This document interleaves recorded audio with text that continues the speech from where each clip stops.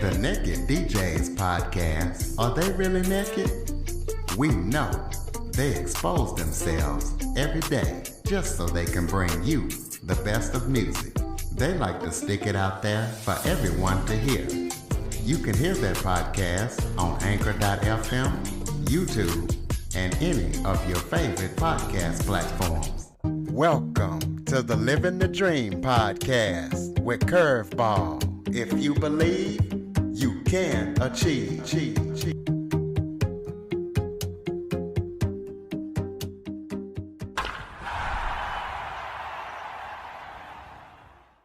Welcome to the Living the Dream with Curveball podcast, a show where I interview guests that teach, motivate, and inspire. Today, I am joined by Mr. Marketing. He is Mark Newsome. Mark is a small business cash generating specialist. He specializes in helping small business owners uncover secretly hidden profit centers. So we're going to be talking about how small businesses can get cash from sources they didn't know that existed. Mark, thank you so much for joining me today. Curtis, it's my pleasure. Thank you, my friend, for allowing me to be one of your guests. Well, why don't you start off by giving everybody a little bit of background about yourself?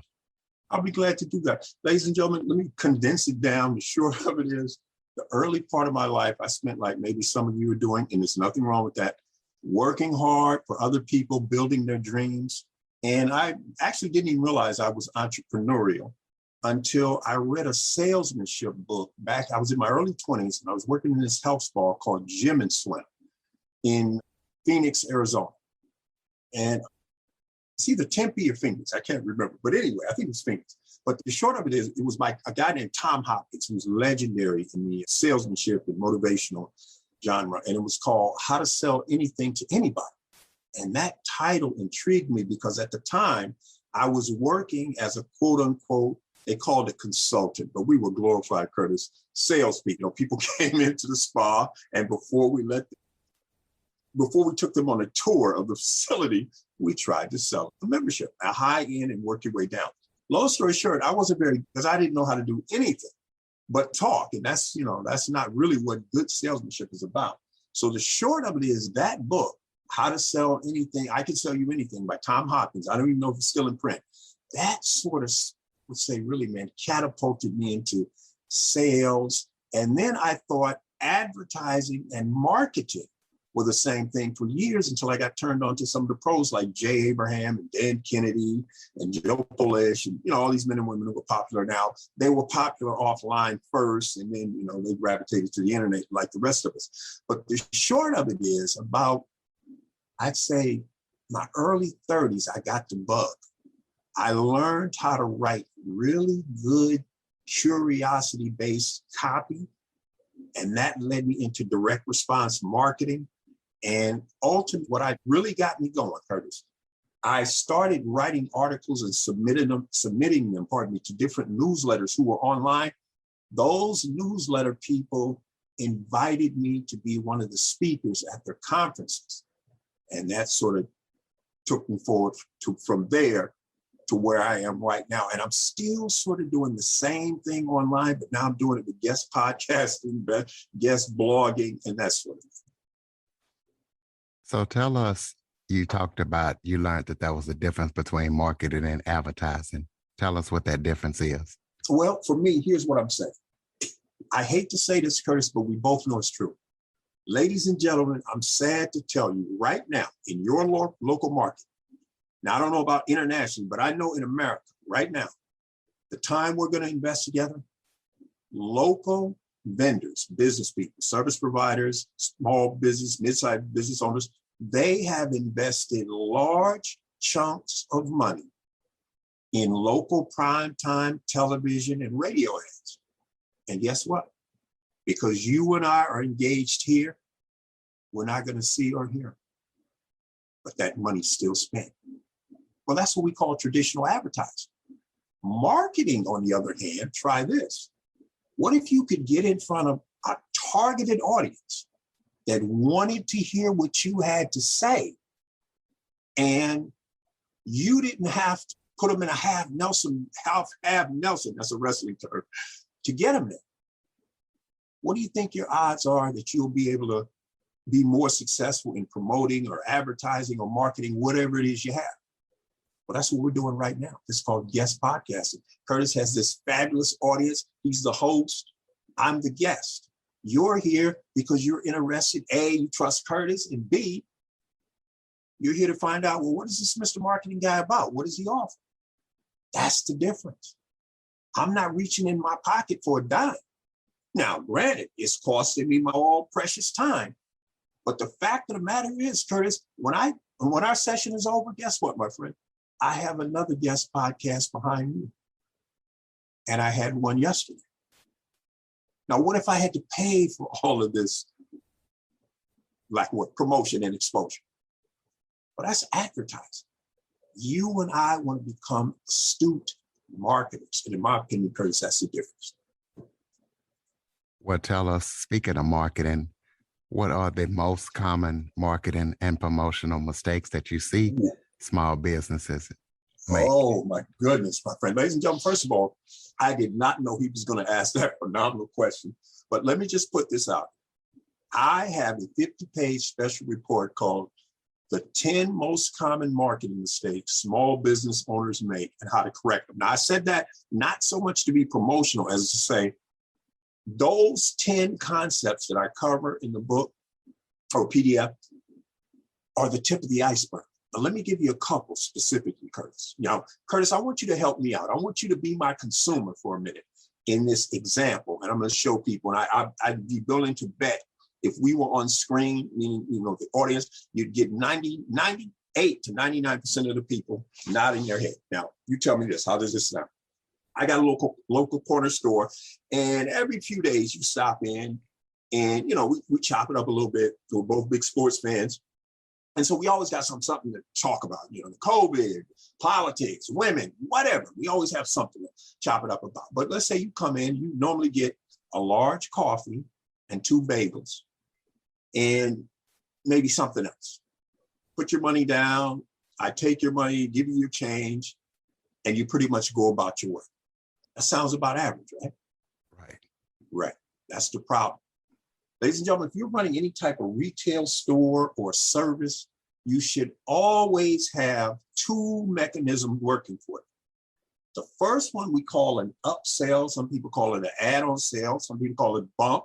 Here's the way bumps work. Curtis walks into McDonald's. I'm the cashier, and he says, I'll have the strawberry shake and the quarter pounder with cheese. Because I've been trained, I come back and say, sir, would you like fries with that? Now, who hasn't had that happen to them in a McDonald's or some fast food restaurant, Curtis, correct? They do it all the time. And all the time. I didn't ask you for fries. That's right. And I say, would you like something? Now, do you know what happens? 10 to 40% of McDonald's worldwide customer base will say yes. Now, McDonald's didn't have to go on television an additional time, did they? Nope. They didn't have to spend hundreds of thousands or millions of dollars promoting fries or apple pie because they just asked you a simple six-word question. Would you like fries with that? Now, let me show you what happened, because McDonald's never sits on their laurels, and neither should you and I. The late, great Ray Kroc is quoted as saying, you must stay green in business or you begin to rot. So their marketing guru and guruettes got together, Curtis, and this is what they came up with. They said, how can we upsell our upsell? Now here's what McDonald's trained cashiers all over the world say. When they ask us that question, would you like fries with that? And we say, yes, they say, supersize you. Now they've just taken you and I to the highest level of the French fry product. Either that or they'll say it'll be cheaper to get the meal instead of just a quarter pounder and a shake. Exactly. Say that built-in additional cost to get you and I to upsell, they've eliminated all that advertising, people.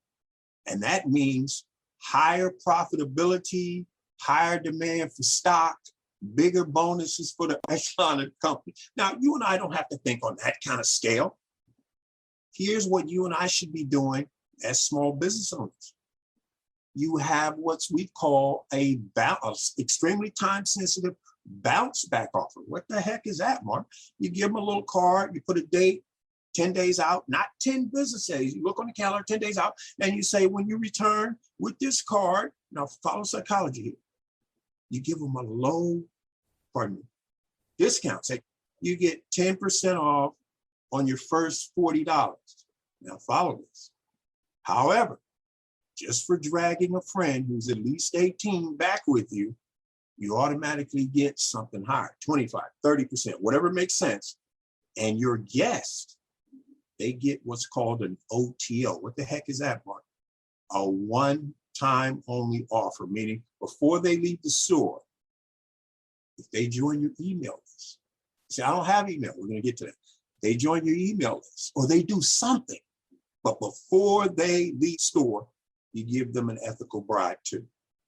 Now, this is going to lead into a very powerful concept, ladies and gentlemen. When you get off here, don't do it now. When you get off here, I want you to go Google this and go to YouTube and watch some videos on lifetime customer value, or what some people call total customer value. Because when you understand that concept, that tells you mathematically what you actually can afford to pay to get me and Curtis to become customer, or anybody else. Like, let's take a hairdresser. How many times do the women show up per month? And then how many months do they stay on average? You'll find they're going to stay anywhere from 3 to 5 years. Now, everything they make on them isn't profit, but what we take is the gross profit they make over that amount of time. Well, you could easily give away a free trimming or a rinse and trimming or a haircut cost, the first haircut at cost, or, styling, just to get them in the seat. In fact, let me give you a powerful strategy, ladies and gentlemen. Curtis, before I go any further, is it okay if I share with your audience the magic question? Go right ahead. Ladies and gentlemen, if you're in business, you have vendors that you already have established relationships with, which means you're leaving money on the table, and it's Curtis and my job to prevent that from happening going forward. Let me share with you the magic question. I'm gonna do it right now live with Curtis. He does not know what I'm gonna say, and we're gonna see if this Mr. Marketing guy really has the goods. This is the magic question. Curtis, is it okay if I periodically send you new, in your case, listeners to your podcast? Absolutely. There you go. And by the same token, as long as it doesn't take away from anything you're doing right now, currently, Curtis, or will be doing in the immediate future, are you okay with periodically returning the favor? Yeah. Ladies and gentlemen, you may not realize, but here's what Curtis is really saying. Mark, not only do you have access to the incredibly powerful resources, assets, connections, contacts I have right now, but the ones I'm going to have in the future that are 10 times better. The door of opportunity has just swung wide open. I want you to make it your business going forward. Once a week, you are to ask one of your vendors the magic question. Such and such, is it okay if I periodically refer you to business? Provided you get a yes, and as long as you don't do this with complete strangers, 95 to 98% of the time on the front end, that front end question, you're going to get an emphatic yes. And then you immediately flip and say, by the same token, as long as it doesn't take away from anything you're currently doing or we'll have going in the future, are you okay with periodically returning favor? And 95 to 98% of the time, you should get a yes. Now, for those of you who are perfectionists who say, well, what about the 2%? Forget them and move on. That's my best advice. If they don't want your help bringing them new customers, you don't put them in a half Nelson trying to convince them. If you get 9 out of 10, you're going to be busy enough. Now, here's the second part of it. Let's say Curtis has a business where he does some mail order. He mails products out to some of his customers. He should have a market testing. What I mean by that is he's going to put different offers in there, different percentages, all different time expiration dates, but they all have to be extremely time sensitive. It's not open-ended, meaning the customer can do this whenever they want. So you give them a 7 to 14-day window, and you see if more people move for 7 or more people move for 14. Now, here's the point. Curtis puts that extremely time-sensitive offer in every order that goes out to a paying customer, no matter how much they spent, no matter how little they spent. Because some of those people, just like when you say, would you like fries with that or apple pie, or it'd be cheaper to get the meal, some of them will take advantage. Now, Curtis, let me share something that's just, boy, remiss if I don't cover this. Ladies and gentlemen, entrepreneur, please stop treating your business or service like a one-night stand. What do you mean, Mark? I mean, you get a customer, you drop them like it's hot to chase the next customer.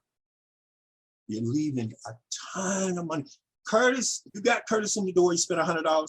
You don't realize that he could be worth to you $5,000 to $10,000 over the next 5 to 7 year period, whatever the lifetime value his customer metrics are. And you say, well, is he really going to spend that much money? No, he may not personally spend it, but when he goes back to his circle of influence, bragging about the outstanding customer service he got from you, when the one time you dropped the ball and you picked it up and immediately made it right, he's going to tell that story over and over and over and over and over and over and over again, which beats advertising.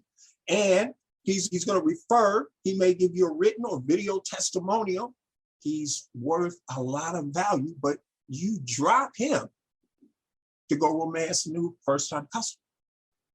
And your biggest expense for the typical small business owner, mid-sized business owner, or service provider is your front-end cost to get him or me or her. So what I'm telling you is when you get that customer, you start working that, what we call the back end, all those potential additional sales. And that's why you give Curtis and me an ethical bribe, that card, that bounce back offer that says, when we come back, we get X, a small amount, which isn't very sexy, but simply for dragging a friend who's at least 18, you'll do more for us. Why? Because you know the lifetime value of your customer. You have a general idea. It doesn't have to be, down to the penny. The more accurate you can make it, the better. But this one marketing mistake, Curtis, I see all the time. People treating their business or service like a one-night stand. Well, let's talk about what businesses can do to flip their closeout or their inventory that's gonna be coming off the shelf. It's not gonna be sold anymore. What's one of the tips that you can give them to make it into a profit or use it as a marketing strategy? Boy, here's what you need to do. Now, first of all, let's think about what Curtis just said, because he really opened the door to a whole new train of thought, if you follow me. Here's what you've been doing, Seth. Let's say Curtis owns let's say I own a retail appliance store. And this particular product, we decided this deluxe home entertainment system just isn't cut, and we got to get rid of it. So we dramatically lower the price to move it out of the store, and we do. But all we get is that one-time little surge of people coming in. Here's how you flip that and make it work for you. Let's say we have 5 of these. It doesn't matter what the number is, concept. We sell off 4, but guess what we do with that last one? We offer a free drawing. Now, why the heck would we do that? Because we want to capture your contact information so that you or I don't have to send outrageously expensive postcards. Because you know what happens every time you mail out a postcard, regardless of whether you do business or not? You paid for postage, you paid for typesetting. You add those costs over a year, and that's why you're barely getting by and you can't give yourself a raise and you haven't been able to afford a vacation or a new car or a car payment or a leasing a better apartment or, paying on a mortgage, because costs are sucking your gross profit. You say, okay, Mark, well, all right, we offer this free drawing, then what? Well, first of all, you got one grand prize winner, right? Yeah. Let's say 1,000 people in 90 days into your drawing. Or let's say 6 months, so it doesn't sound so over the top. 6 months, people come through the store, you offer this as a free drawing. You put a sign in your store, a 4-way sign, so large, music legend Stevie Wonder can't miss it. Free drawing. When this home entertainment deluxe system originally, meaning when it first went on sale, on your floor, it was a $6,500 value. One guaranteed winner. And then you put the end of it. But instead of the 2 ways, if you don't have email yet, unfortunately, you're going to have to use postcards. But there's a simple way. You could start using a reputable email auto service provider who just started a new feature where you can set up your account for free and they don't charge you a dime until you reach 500 subscribers. Then, if you want to keep the account active, you can pay. Because I could give you the details later if you want, but get the strategy. You're collecting email addresses. Now, at the end of the designated time, 90 days, 6 months, a year, whatever it is, you announce to everybody on the list, you put congratulations in the subject line. Congratulations, exclamation point. That should get them to open. You say, dear value subscriber. It will have a space if you want to put the name. So, dear Curtis. Unfortunately, you weren't this period's first grand prize winner. However, you tell them that went to, Betty Smith. You have won an incredibly valuable, extremely time sensitive second grand prize worth X. What is it? You save 10% off on $100, up to $100, but simply for dragging a friend who's at least 18, we'll give you 40% off up to $1,500. And provided your friend joins our list before they leave the store, if they're not already a subscriber, they can sell you 30% off up to $1,000. Now, Curtis is motivated now to drag a friend. He's going to text a couple of his boys and one of them going to say, I'm in. Boom. Now you've taken that one-time sales event or marketing event, promotional event, whatever you want to call it, and now you're turning it into a perpetual cash machine. Now, some of those 1,000 or whatever the X number, they're going to unsubscribe. That's fine. It's the ones who stay who are going to put the most money in your pocket, and that's who you focus on. Now, guess what else the owner of that appliance store can do? They can send you an email and say, dear value friend, I don't even know if this applies to you, but my good buddy over at Benny's furniture store, he's given a private sale and he's allowing me to give you an exclusive discount of X, but you gotta go to the store before this date and you have to drag a friend who's at least 18 to be eligible. Now, the deal with the furniture concern is they say for every customer, for the gross amount of business you send us, Mark, we can give you a special affiliate ID number that they simply show on their phone or just print it out and bring it in. We can give you X, 25%. Because remember, that's their front end. They're going to make all their money on the back end, additional sales, testimonials, blah, blah, blah, blah, blah. So they're willing to give you and I this money up front to keep from spending an outrageous fortune on traditional advertising. Let's talk about delivery stores. What can they do to increase their front end or back end gross profit that maybe even their competition knows nothing about? Great question. Now, let me show you something. Now, you say delivery. Give me an example so I know exactly what you're talking about, because I got a specific example. Maybe like pizza place or restaurants, stuff like that. Man. I'm glad you said pizza. Follow this, Curtis. Curtis, do you binge out anytime ever on Hulu or Netflix?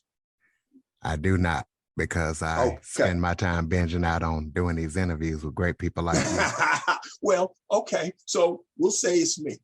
Ladies and gentlemen, follow this, because I know there are people in the audience going to be able to relate to it. It's a hot Saturday afternoon, and there you are in the middle of this series you've been watching on Hulu or Netflix or whatever your thing is, and you decide, you know what, I want some wings. And you don't want the national chain. There's this local place that eat those wings with that special sauce, whatever it is, you're going to have heartburn. But you're like, you know what, I don't care. These wings are smoking hot. I'm getting some wings. So you order. 15 minutes later, the doorbell rings or they knock at the door. You open the door. There's a professional driver standing there. They reconfirm your order. Yes. They hand you your order. You hand them the money, possibly a tip. The door closes. You go back to what you're doing. They go on to the next one. Ladies and gentlemen, how many times in America alone do you think that happens every day? I say a lot.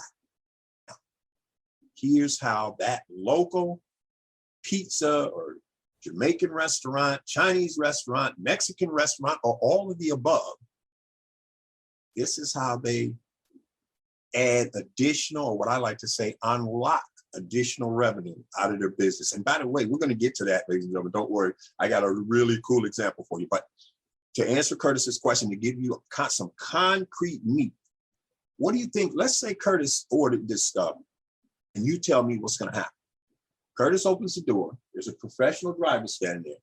They reconfirm his order. He hands him a little tip, thanks him.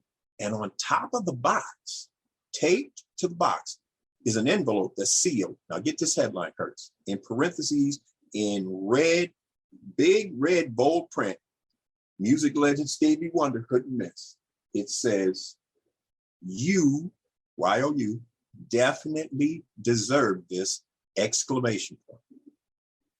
Ladies and gentlemen, how long do you think it's going to take Curtis or anybody else to rip that envelope open? Exactly. Now it's going to have at least three things, maybe two to start off with. One, an extremely time-sensitive bounce-back offer from the pizza place, meaning Curtis orders within 10 days, and, you get a free soda, you get free delivery, get blah, blah, blah, some kind of incentive for him, hopefully, to come back to the pizza place. But B,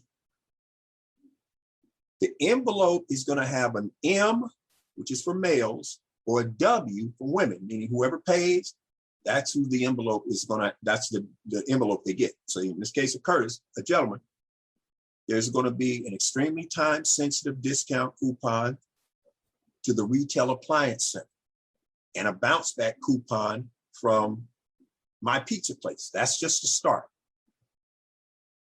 Curtis goes to that retail appliance space and spends money. And remember, it's going to tell him, A, to enter their free drawing for a chance to win a $7,500 deluxe home entertainment system, whatever that entails. Hopefully that's sexy enough that Curtis is going to be say, "Ooh, I better get in on this." And for him to, bring a friend, drag a friend with him. Now, all the deliveries that delivery company does at the end of the month, every customer that came through the doors is directed at coupon, because on the back it's going to have the vendor's, the company's name, and who the driver is. And they print. All the retail appliance center is just going to do is tabulate the sales, if there are any, and it's agreed upon. They're going to give the pizza place owner 25% or 30%, whatever it is. But the point is, now they might make more doing this strategy on the back end than they're making from delivering the pizzas. That's what I'm trying to get you to see, so that, follow this. Let's suppose I'm the retail appliance center and Curtis is the pizza place owner, and he and I go into this arrangement. First thing I'm going to do is I'm going to say, "Curtis, do you have a tablet? Curtis, do you have a tablet right now?" I got two. Okay.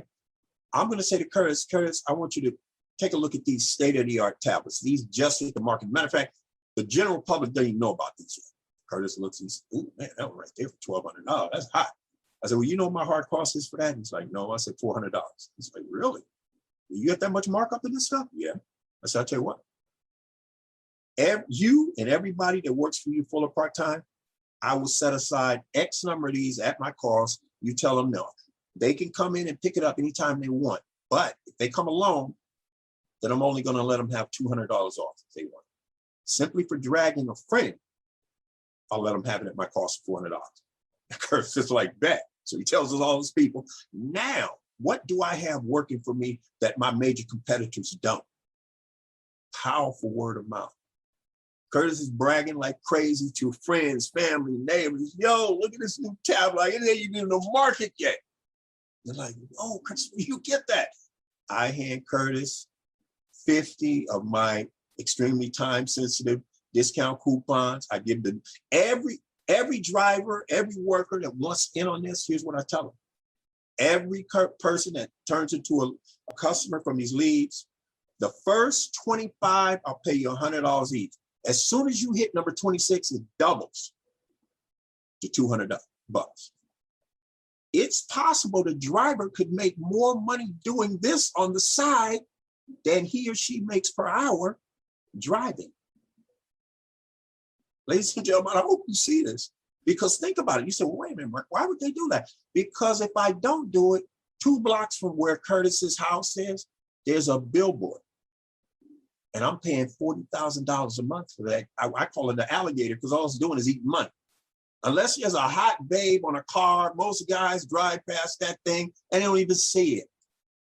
And yet here I am throwing out $40,000 or $25,000 or $100,000. You know, in New York City, it might be $150,000 a month. The point being, why waste that kind of money when I could put it back into my marketing and promoting and get my audience, my ideal customers, and my ideal prospects to do powerful word of mouth? Because remember, these people all have relatives, neighbors, friends.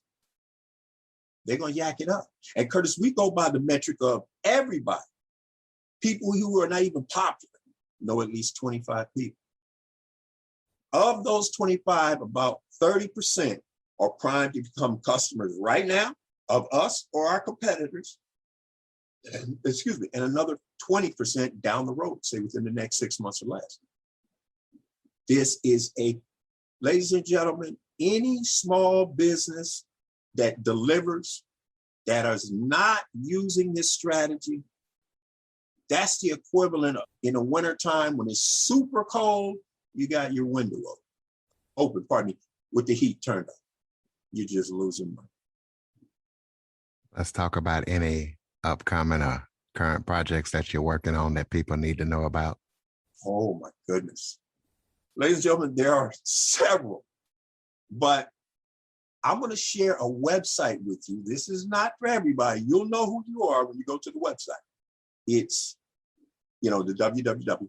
Inside, this is all one word, InsideMarketingSecretsRevealed.com. Let me repeat that. All one word. InsideMarketingSecretsRevealed.com. That particular project right there could be a potential game changer for you. Go ahead and throw out your contact information so people can connect with you and get in touch with you. Oh my goodness. Ladies and gentlemen, if you like what you heard and you want to hang out what I call my house, my blog, it's YOU, canmarketonlinenow.com. That's a mouthful, so let me repeat it. No, don't skip any spaces, no hyphens, all one phrase. You can market onlinenow.com. Do me a favor and do not forget the now. My brother always forgets the now and says, hey man, something's wrong with your website. I'm like, dude, you didn't put the now at the end. He's like, oh yeah. So it's youcanmarketonlinenow.com. That's where my blog is. There's a ton of, I like to say, I am the Tiffany's of information at the Walmart prices, meaning that just a blog post alone, if you're a serious profit-seeking entrepreneur, there's more than enough time value there. So please, by all means, go check it out. How can we connect with you on social media? Well, the main place, ladies and gentlemen, is LinkedIn, Ask Mark Newsome, LinkedIn.com, Ask Mark Newsome, and Twitter.com/coach, to coach, and that's the number 2, coach to coach guy, Twitter.com/coach to coach guy. Either or, but I love LinkedIn because LinkedIn is specifically for the players, business, you and I, entrepreneurs, prophecy. Well, give us some final thoughts before we close it out. Well, ladies and gentlemen, one other thought.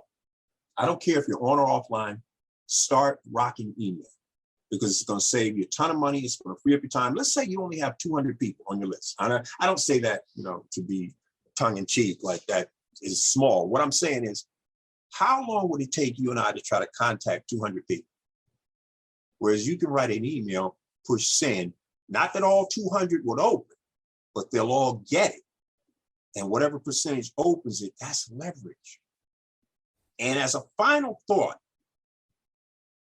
let me share this. Ladies and gentlemen, think of a first-time visitor to your website or your proposition as a first date. Would you propose marriage on the first date? And if somebody did that to you, would you take them serious? So what that means is try to have some type of targeted, specific, problem-solving giveaway. If you're an e-commerce site, offer some kind of discount coupon so that they don't leave without doing something, because 99.9% of the people that come to our site the first time, they are not in the buying mindset. So don't try to drive cold traffic from Google or Facebook to a sales page. Try to get them to take advantage of your free offer so you can collect their email address. In other words, have a first date and go from there. That's a much better proven business model than trying to play the numbers of, you want to buy this, you want to buy this, you want to buy this, you want to buy this. Being a star. Ladies and gentlemen, Mr. Marketing, Mark Newsome. Mark, I'd like to thank you so much for joining me today. It's been my pleasure, my friend. Thank you for having me. I would also like to ask my listeners to follow, rate, review, share this episode to as many people as possible after listening, especially entrepreneurs. Android listeners, go to the Google Play Store and download the Living the Dream with Curveball podcast app. Until next time, keep living the dream. For more information on the Living the Dream podcast, visit www.djcurveball.com. Until next time, stay focused on living the dream.